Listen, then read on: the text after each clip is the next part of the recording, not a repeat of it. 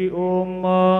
इमं देवा असपत्नगो सुवध्वं महदे क्षत्राय महदे ज्येष्ठ्याय महदे जानराज्यायेन्द्रसेन्द्रियाय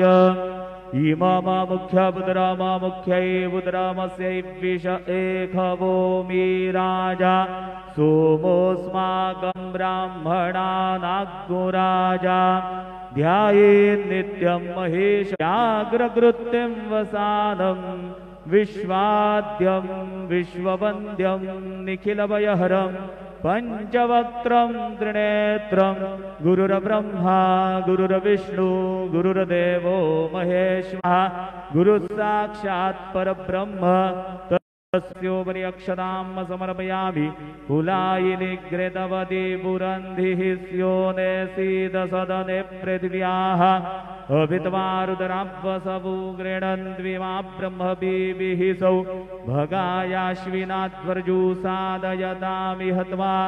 हरिद्रादि सकल सौभाग्यमांगलिक द्रव्याणि समर्पयामि ऋतुकालोद्भव पुष्पं समर्पयामि सेवन्तिकावकुलचम्पकपाटलाब्जये पुन्नागजातिकरवेररसालपुष्पैः बिल्वप्रवालतुलसीदलमालतीभिस्त्वां पूजयामि जगदीश्वर मे प्रसीद ऋतुकालोद्भव पुष्पं समर्पयामि सायंकाले नैवेद्यः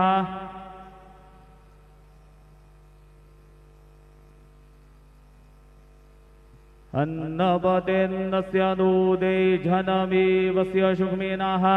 प्रप्रदातारन्तारिख ऊर्जन्नो देहिद्विपदे च दुःपदे चतुष्कोणमण्डलं कृत्वा तदुपरि नैवेद्यपात्रं निधाय गायत्रीमन्त्रेण पात्रं प्रोक्षयेत् ऋतन्त्वा सत्येन परिहिञ्जामि धेनुमुद्रयाम् अमृतीकृत्य ग्रासमुद्रया ॐ प्राणाय स्वाहा ॐ अपानाय स्वाहा ॐ व्यानाय स्वाहा ॐ उदानाय स्वाहा ॐ समानाय स्वाहा ॐ ब्रह्मणे नमः नैवेद्यमध्ये पानीयं समर्पयामि पुनर्नैवेद्यं निवेदयामि ॐ प्राणाय स्वाहा ॐ अपानाय स्वाहा ॐ व्यानाय स्वाहा ॐ उदानाय स्वाहा ॐ समानाय स्वाहा ॐ ब्रह्मणे नमः नैवेद्यं समर्पयामि